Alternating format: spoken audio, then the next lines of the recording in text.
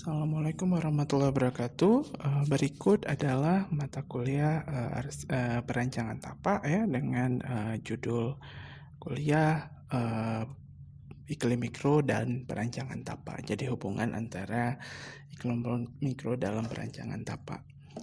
Seperti yang kita ketahui ya bahwa ini saya ambilnya keterangan di tropis gitu ya, bahwa kita berada di warm humid region, artinya hangat dan lembab. Jadi tropis sebagian besar sifatnya demikian gitu. Ada beberapa poin yang perlu diperhatikan pada kawasan-kawasan dengan warm humid ini. Yang pertama adalah temperatur yang tinggi dan relatif konstan, kemudian kelembaban tinggi, kemudian curah hujan tinggi, kemudian ada kemungkinan terhadap misalnya badai, hurikan, typhoon ya. Kemudian juga angin relatif konstan pada siang hari, kemudian vegetasi bisa tumbuh dengan baik, dengan rapat ataupun jarang, kemudian pantulan cahaya dari langit dan laut menjadi tantangan, kemudian juga kondisi iklim membuat serangga dapat hidup nyaman ya kalau kita lihat dari sisi tantangannya. Kemudian juga ada masalah karena lembab dan juga misalnya juga panas gitu ya, jadi lembab itu menyebabkan kemungkinan tentang jamur juga berada di situ. Jadi ini adalah pertimbangan-pertimbangan dari kawasan dengan sifat warm humid region di warm humid region ini ya, atau kita bisa bilang lah ini tropis gitu. Nah, di dalam iklim mikro ini jadi ada 3 hal yang sebenarnya nanti yang akan kita pertimbangkan, yaitu pertama ada matahari, angin, dan cahaya. Jadi pertimbangannya dalam membentuk suatu iklim mikro dalam perancangan tapak, 3 hal ini menjadi penting. Selanjutnya yang pasti bahwa ada beberapa catatan ya ketika kita merancang di kawasan ini. Yang pertama adalah satu, desain site yang menyediakan pembayangan, ventilasi, dan efek pendingin dari vegetasi dan air ya. Kemudian juga memastikan sirkulasi udara dan penguapan. Kemudian proteksi curah hujan yang tinggi dan pastikan mengakomodasi kapasitas runoff, karena tadi pastinya curah hujan di daerah yang tropis tinggi gitu ya, dan bagaimana dalam perencanaannya nanti misalnya ini bisa tidak akan menjadi masalah gitu ya. Terus juga misalnya terkait dengan runoff, jadi bagaimana runoff memastikan bahwa runoff-nya tidak menyebabkan erosi dan sebagainya. Kemudian juga pastikan membangun jalur di area di atas capaian ya, ombak. Ini kalau misalnya kita membuat di pesisir gitu ya, ada hubungannya dengan pasang, kemudian juga tentang banjir gitu ya. Kemudian melakukan membuat lorong jalur angin yang nyaman. Ini nanti kita lihat lebih lanjut tentang pembuatan lorong jalur angin ya.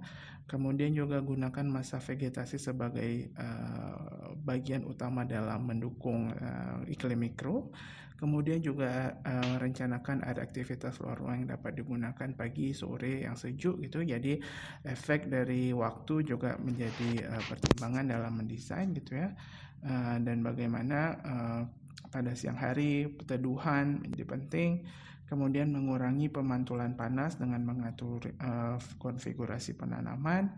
Lalu juga aplikasi beberapa bukaan gitu ya, karena tadi itu untuk sirkulasi udara, juga akses untuk cahaya matahari masuk dan sebagainya. Kemudian dari segi material, gunakan material yang memang gunakan material batu, batuan besi, dan kayu hanya bila berhubungan dengan dasar tapak. Itu fungsinya salah satunya untuk penyaluran panas. Nah, mikroklimat sendiri ya, atau mikroklimatologi atau ilmu yang mempelajari iklim mikro ini punya arti bahwa the study of climate condition within a limited area. Jadi ilmu tentang bagaimana mengatur iklim ya, atau misalnya kondisi iklim di tempat yang terbatas gitu ya. Kita nggak maksudkan dengan iklim makro seperti misalnya curah hujan dan sebagainya, tapi bagaimana membuat kondisi iklim dengan kawasan yang terbatas. Kadang-kadang orang juga biasa bilang science of small scale weather, atau misalnya ilmu tentang cuaca, tapi dalam small scale ya, skala yang lebih kecil gitu. Jadi kenapa ini penting ya? Nanti misalnya kalau kita lihat di sini kenapa analisis terhadap iklim ini menjadi penting, nanti pastinya arahnya bagaimana kita bisa tentang kesadaran pengguna energi. Ini berhubungan dengan energi. Bagaimana kita bisa memanfaatkan iklim sekitar kita untuk mengurangi atau misalnya penggunaan energi, artinya energinya efektif digunakan gitu ya. Dan bagaimana caranya misalnya dengan melihat nanti misalnya suhu secara regional di dalam tapak, sudut atau sinar matahari, curah hujan, kekuatan angin, frekuensi angin, serta kelembaban. Nah, kemudian ini adalah beberapa contoh ya. Jadi memang bagian yang terpenting dalam perancangan tapak adalah kita harus sebelum merancang kita lihat dulu analisis dari iklim mikro sendiri. Yang digambar berikut ini adalah contoh dari analisis iklim mikro. Kita bisa lihat ini apa saja yang dilihat ya. Pertama misalnya kemana sih sebenarnya arah anginnya, sehingga nanti misalnya konfigurasi bangunannya bisa merespons dari itu gitu ya. Kemudian juga arah atau misalnya lintasan matahari, kalau seperti ini kita bisa lihat di garis oranye ini lintasan matahari gitu ya, sehingga misalnya misalnya ada area-area yang perlu misalnya di open, dibuka atau ditutup gitu ya. Termasuk juga kalau kita lihat di sini misalnya ada arah jadi kalau di luar negeri biasanya karena punya berapa musim gitu ya, jadi lintasan mataharinya berubah, jadi konfigurasi itu juga menjadi pertimbangan. Ini tadi sama juga kalau kita lihat di sini kita bisa tahu di mana sebenarnya kalau dari informasi dari lintasan cahaya matahari kita bisa lihat di daerah mana yang terpapar sinar matahari siang dan sore hari gitu ya, atau pagi hari gitu, sehingga kita bisa merencanakan misalnya bukaan ruang-ruang bukaan, kemudian ruang-ruangnya juga bisa konfigurasinya diatur gitu ya, sehingga misalnya di sini mau teduh gitu, berarti kita ambil misalnya kalau di lanskapnya misalnya di balik bukitnya, tapi kalau di bangunan ketika mau teduh berarti konfigurasinya juga dipikirkan. Nah, ini adalah tabel terkait dengan bukan tabel ya, ini grafik terkait dengan hubungan antara kelembaban dan suhu, dan kalau kita lihat di sini memang sudah ditandai gitu ya, yang mana sebenarnya area yang nyaman atau misalnya kondisi yang nyaman gitu. Kalau kita lihat di sini bahwa ketika suhunya dari 16 sampai 21 gitu ya, dan kelembabannya juga rendah, berarti dia butuh panas gitu ya dalam untuk membuat kondisinya menjadi nyaman. Atau misalnya kita lihat di sini ketika suhunya tinggi gitu ya, tapi misalnya kelembabannya rendah gitu ya, suhunya tinggi dan kelembaban rendah, berarti dia membutuhkan tambahan kelembaban gitu. Atau misalnya ketika suhunya tinggi dan suhunya lumayan tinggi dan juga lembab gitu, yang dibutuhkan adalah misalnya udara yang bergerak atau yang kita sebut dengan angin gitu ya, sehingga kenyamanan termalnya lebih baik gitu. Nah, kalau suhunya lebih tinggi lagi di atas 40 itu udah di luar toleransi gitu ya.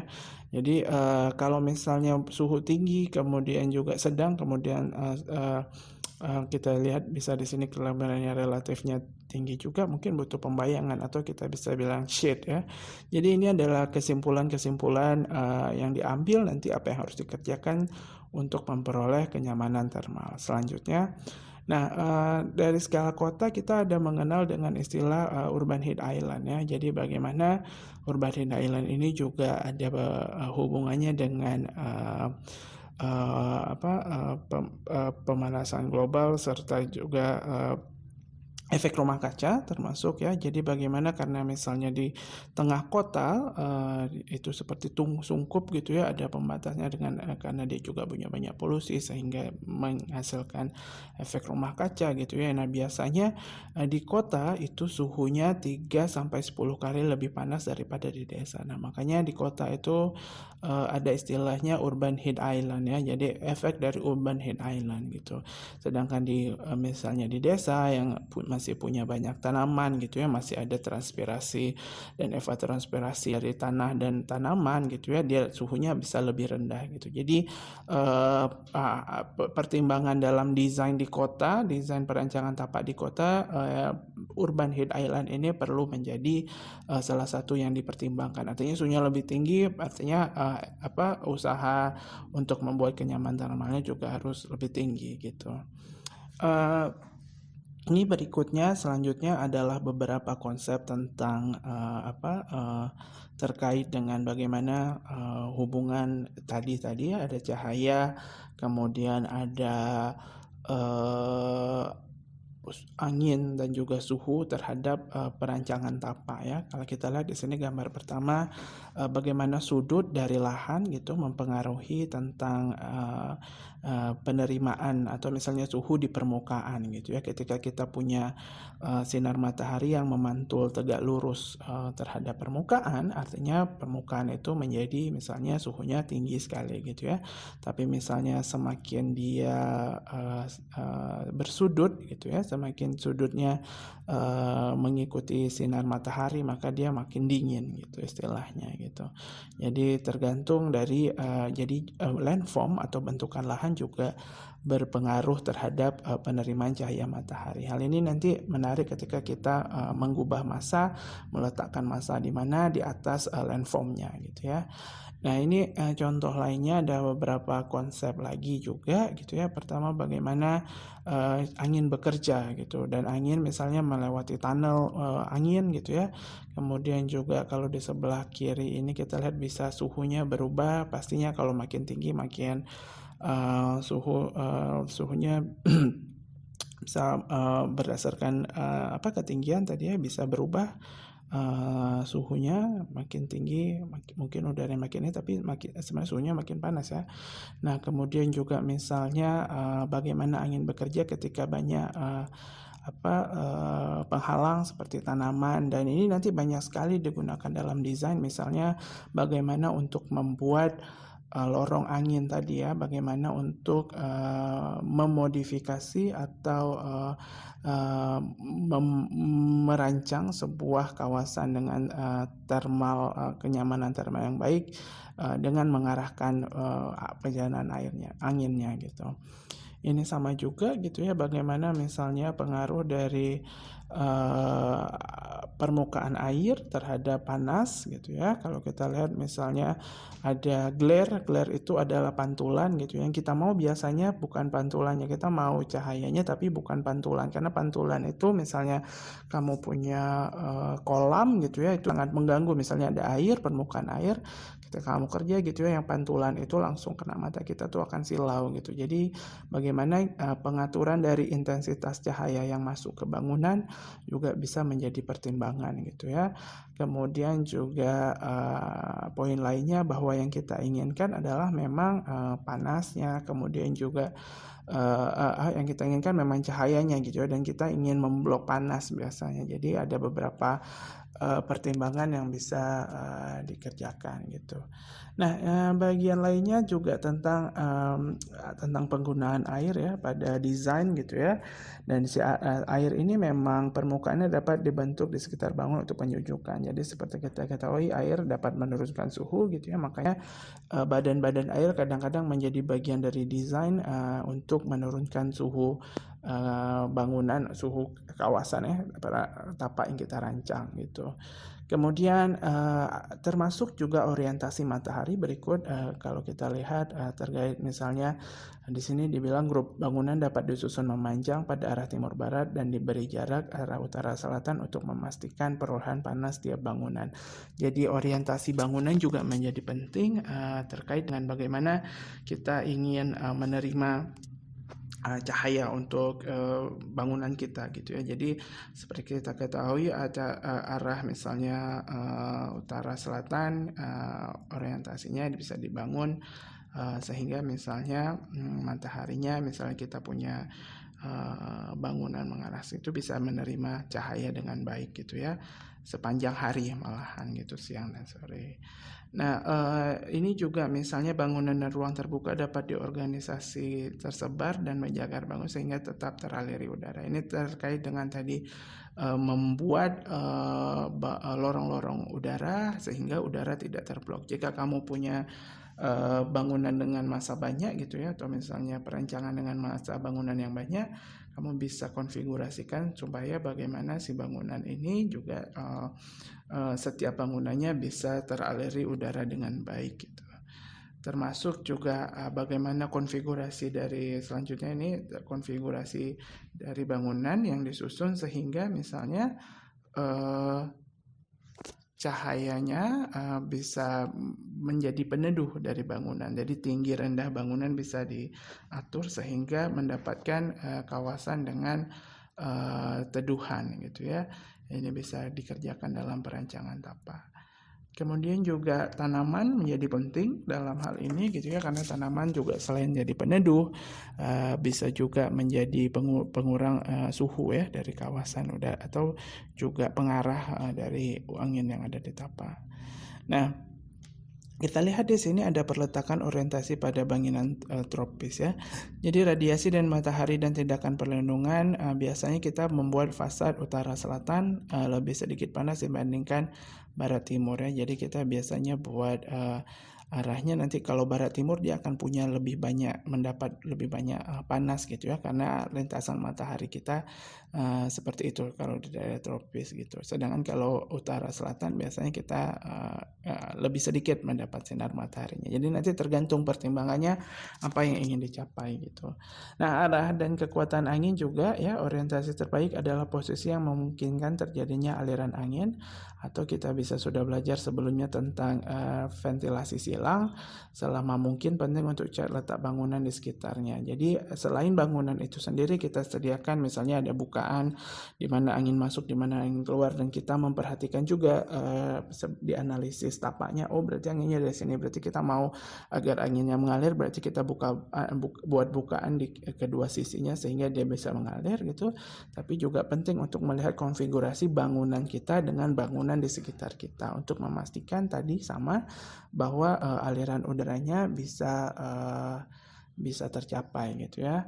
Nah, kemudian ada juga tentang topografi. Topografi tadi kita ada beberapa contohnya ya. Intensitas pemantulan dapat dikurangi dengan pemilihan yang lokasi yang sudut miringnya sekecil mungkin terhadap cahaya matahari. Jadi sudutnya makin kecil berarti intensitas pemantulannya lebih rendah gitu ya. Kalau kita lihat tadi ada contohnya di belakang.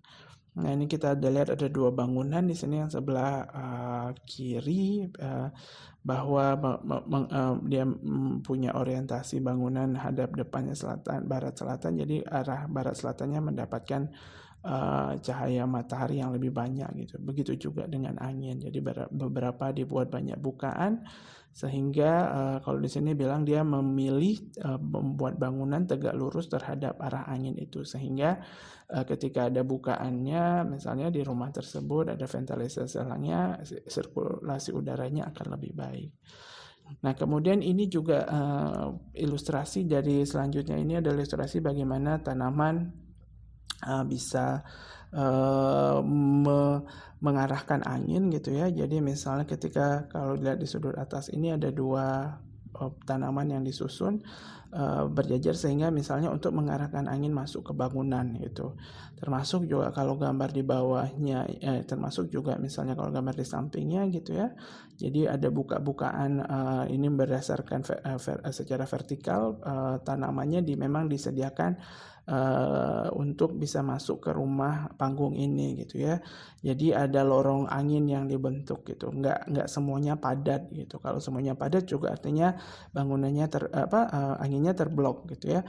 Namun di sisi lain juga kalau di negara 4 musim misalnya itu menjadi menarik, karena misalnya mereka ketika musim dingin malah ingin ngeblok anginnya, tapi musim panas supaya anginnya ada gitu ya. Jadi konfigurasinya menyesuaikan dengan dua variabel tersebut. Kemudian untuk, angin juga, misal untuk, suhu juga di sini kalau kita gambar di bawah ini, ada pool di sini, ada cool surface, kemudian bagaimana air ya juga bisa menurunkan suhu gitu ya. Jadi suhu ini nanti hubungannya tentang, tekanan udara juga ya, angin ya. Jadi dari mana angin bergerak, kalau kalian pernah lihat misalnya memang sebelum, mendesain gitu ya, kita punya analisis arah angin gitu, sehingga misalnya, arah anginnya dapat diketahui. Di arsitektur-arsitektur tradisional, ventilasi silang ini atau misalnya juga natural ventilasi ini sudah sangat banyak diterapkan gitu ya. Kalau kita lihat di sini misalnya di rumah-rumah tradisional, rumah panggung gitu ya, memang dibuat bukaan-bukaan supaya angin memang mengalir, termasuk juga di atapnya ada bukaan gitu ya, yang ditulak angin kalau di rumah Aceh gitu. Itu fungsinya juga untuk mengalirkan angin gitu, udara gitu ya. Nah, masalahnya sekarang kalau misalnya kita mau masuk ke arsitektur modern, misalnya kita ambil tingkat minimalis, kadang-kadang hal ini menjadi terlupakan tentang ventilasi silang. Mungkin juga karena pada akhirnya kita bergantung pada misalnya AC gitu. Padahal tadi seperti kita ketahui fungsi dari kita mengetahui iklim mikro ini juga bagaimana kita bisa kesadaran dalam efisiensi dari energi gitu ya. Nah, untuk pengurangan panas ada beberapa poin yang bisa dilihat gitu. Yang pertama adalah hadapkan area dan bangunan ke aliran angin, itu sudah pasti. Menyediakan naungan dari pohon, mengatur bangunan, bentukan lahan, dinding, pagar, jadi konfigurasinya diperhatikan. Kemudian juga usahakan exposure angin, tadi kalau yang lain dibilang tegak lurus akan lebih baik gitu ya. Manfaatkan open plan, courtyard, terbuka, flying deck, dan balkon. Jadi ini adalah pintu-pintu di mana misalnya angin bisa masuk, juga misalnya panas bisa keluar gitu ya. Kemudian pastikan ventilasi dengan jalur angin, ada screen patio, pagar, dan tidak masif, jadi ventilasi menjadi penting. Kemudian ada elemen air untuk pendinginan. Kemudian dari tanah, penutup tanah juga misalnya tanaman-tanaman menjadi penting ya untuk mengurangi suhu gitu. Selain itu juga dari material menjadi penting ya, ada material yang memang punya sifat sebagai pemantul panas, tekstur permukaan yang kasar akan lebih dingin ya, dan juga warna-warna yang dingin. Jadi ini membuat tadi pengurangan panas gitu ya. Jadi dari segala sisi kalau misalnya memang kita ingin merancang sebuah bangunan yang secara mikro nyaman gitu ya, hal-hal ini mungkin bisa dipertimbangkan. Nah, kalau kita lihat selanjutnya gitu ya, dan dari segi konfigurasi di gambar-gambar ini ada beberapa gambar ya.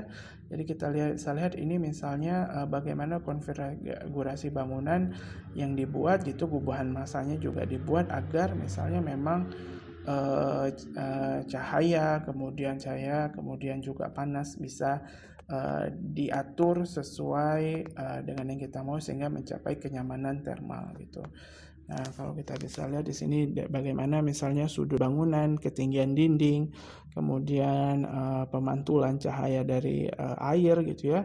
Kemudian bagaimana peran pohon juga menjadi penting gitu ya. Bagaimana konfigurasi lantai 1, lantai 2 dalam desain itu bisa dalam skema-skema ini, dalam grafik skema ini bisa dilihat pengaruhnya gitu, dan kita akhirnya bisa membuat keputusan dalam desain gitu. Misalnya seperti ini, bahwa misalnya di gambar yang paling bawah ini ya, jadi pastikan misalnya tempatkan kegiatan jauh dari jendela, karena misalnya kalau dari jendela misalnya itu misalnya menerima matahari langsung gitu ya. Jadi banyak pertimbangannya. Selanjutnya untuk angin gitu ya, ini sifat-sifat bagaimana angin bekerja juga bergerak gitu. Jadi pastikan misalnya satu misalnya gunakan pertama sebagai pelindung terhadap angin. Kemudian di sini adalah, kalau di sini malah dibilang hindari bentuk terowongan angin. Terowongan angin itu ketika misalnya memang arah anginnya ke sana tapi luasnya menjadi lebih kecil gitu, sehingga misalnya anginnya menjadi lebih kuat gitu ya. Ini mungkin akan sangat berbahaya bagi misalnya di daerah-daerah misalnya kalau 4 musim dan angin kutubnya ketika musim dingin sangat besar gitu ya, sehingga angin yang seperti ini nggak diinginkan. Namun kalau misalnya di daerah tropis gitu ya, lorong angin ini biasa mungkin juga menjadi menarik karena penting, sehingga misalnya anginnya ada di situ ya, bagaimana angin diarahkan sering rupa gitu. Kemudian juga, nah sekarang kita melihat selanjutnya tentang hubungan antara tanaman dan iklim ya. Jadi apa sih fungsi tanaman dalam desain kita gitu ya. Jadi walaupun kita desain bangunan gitu, pasti nanti ada konfigurasi juga gimana dibangun. Terus di luar bangunan itu apa yang dilakukan. Yang biasanya kan banyak memang untuk lanskap kita melakukan penanaman gitu ya. Jadi tanaman ini memang menaungi, menentukan ruang di bawahnya.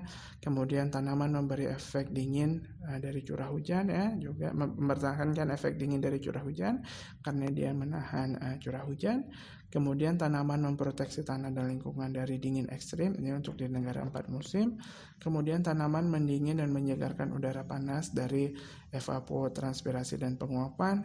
Kemudian tanaman membantu penciptaan sunscreen. Sunscreen itu adalah penghalau ya, penghalang, kemudian naungan serta pembayangan.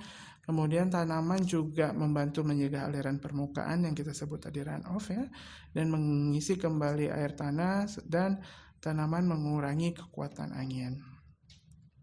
Nah ini kita lihat bagaimana konfigurasi ketika kita membuat tanaman dan bangunan gitu ya. Peletakannya menjadi krusial. Diletakkan di tempat berbeda akan menghasilkan pola angin yang berbeda untuk bangunan kita. Jadi hubungan antara bangunan dan ruang luarnya ini perlu diperhatikan dalam perencanaan tapak. Sehingga misalnya kita nggak cuman biasanya fokus pada bangunan tiba-tiba, tapi kenapa nih bangunannya panas gitu ya, ternyata ruang luarnya tidak ditata dengan baik, tidak direncanakan dengan baik, tidak dirancang dengan baik gitu ya. Nah, selanjutnya kita lihat nih contoh misalnya jelas sekali di daerah tropis, terutama naungan menjadi poin yang paling penting. Kalau ini kita bisa lihat di taman gitu ya. Makanya di daerah-daerah tropis peran pohon menjadi penting gitu ya. Kalau di luar ini mungkin kita bisa lihat lebih banyak ada juga selain ruang terbuka hijau, ada plaza gitu ya, ruang terbuka yang namun hanya ditutup dengan perkerasan, karena memang hal itu berguna nantinya misalnya pada musim dingin gitu ya, orang ingin menyerap panas, jadi permukaan dari plaza bisa menyerap panas yang banyak. Tapi kalau di tropis kebanyakan kita memang butuh naungan karena sepanjang tahun tersinari matahari gitu ya, jadi naungan dari pohon atau dari apapun menjadi hal penting untuk diperhatikan. Ini tadi yang kita bilang plaza ya. Kalau kita lihat di sini memang ada perbedaan bahwa plaza sebagian memang dibuat untuk menyerap panas gitu ya. Kalau kita perhatikan memang kalau bula gitu misalnya, mereka memang butuh nih kadang-kadang berjemur karena memang sinar matahari yang didapatkan dalam musim panas juga singkat waktunya, sebagian juga musim gugur, musim dingin sangat tidak banyak cahaya matahari gitu ya. Jadi ruang-ruang plaza ini menjadi penting. Tapi kalau di tropis sekali lagi pembayangan atau pohon-pohon naungan menjadi penting. Selain dengan pohon, sebenarnya naungan ini bisa juga dilakukan secara arsitektural ya. Ini ada beberapa contoh, ada shelter yang dibuat dengan berbagai macam model gitu ya.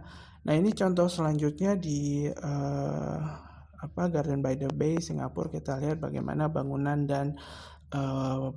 dan pohon itu ya, ruang arsitektural dan landscape-nya menyatu gitu untuk mengurangi salah satunya tadi iklim mikronya pasti lebih rendah. Iklim mikronya pasti baik di sini ya, dari suhu, cahaya, karena ini juga tropis. Pastinya bagaimana membuat misalnya tempat ini menjadi nyaman, pastinya dengan mengurangi suhu tadi. Kalau di luar bagaimana gitu ya, dengan memperhatikan arah angin juga gitu. Nah selanjutnya sama juga, ini contoh selanjutnya untuk ruang terbuka ya. Jadi memang ruang terbuka, kalau ruang luarnya ketika merancang tampak pastinya kita ingin apa, ada naungan, terutama untuk area-area yang memang dapat, pantulan cahaya matahari lebih banyak gitu. Ini contoh lainnya kita mungkin, kalau di sini, punya contoh beberapa tentang, lanskap ya, banyakan tentang lanskap. Ini juga demikian gitu ya, bagaimana ini sebenarnya awalnya sangat gersang, ikutan kota BNI Tibang ya kalau kalian bisa lihat, namun akhirnya ditanam sehingga jadi tempat yang bisa menjadi tempat yang sangat, fungsional sekarang. Bayangkan misalnya, desainnya salah gitu ya, bahwa memang semuanya ini plaza ini plaza ini plaza, tapi akhirnya tempatnya tidak nyaman untuk ditempati. Tapi karena punya kesadaran itu gitu ya, bagaimana membuat, kawasan ini menjadi kawasan yang nyaman, akhirnya ditanam pohon dengan konfigurasi tertentu, sehingga misalnya, orang-orang yang berada di dalamnya menjadi taman. Terutama juga misalnya karena ini ada pengaruh angin laut juga ya, makanya ada pohon barir di sini. Jadi peletakan pohon ini tidak hanya jadi peneduh, tapi juga berfungsi secara ekologis misalnya untuk menahan angin, laut yang keras misalnya. Makanya ada beberapa, tanaman, yang disusun rapat di bagian, dekat dengan, air ya, dengan lautnya. Ini, contoh dari tadi melihat memang, pastinya nyaman punya, tanaman ya, eee, ini kalau kita lihat dari skala yang lebih besar, dari skala kota misalnya, konfigurasi tanaman, kemudian juga ruang terbuka hijau dalam membentuk, iklim mikro di, kawasan menjadi penting gitu, termasuk di rumah gitu ya. Jadi, pastikan ada lahan untuk ditanam dan orientasinya juga benar, orientasi bangunannya juga benar, sehingga matahari dapat, tapi juga tidak terlalu panas dan sebagainya. Ini contoh-contoh shelter dan sebagainya untuk kita bisa lihat, bisa dibuat dengan tanaman atau bahkan dengan, material kayu ya, shelter dan macam-macam. Jadi ini adalah, contoh-contoh beberapa pertimbangan dari, iklim mikro dalam merencanakan tapak. Kalau saya boleh review tadi berarti satu, pastikan analisis iklim mikronya benar gitu ya, sehingga kita meletakkan bangunan benar, arahnya benar gitu ya. Keputusan-keputusan dalam mengubah masa, orientasi menjadi benar gitu, penggunaan tanaman menjadi benar. Tujuan akhirnya memang tadi pastinya satu, efisiensi energi ya, yang ini juga nanti ngaruhnya ke budget, dan yang kedua juga sebenarnya kenyamanan dari manusia. Saya kira demikian. Assalamualaikum warahmatullahi wabarakatuh.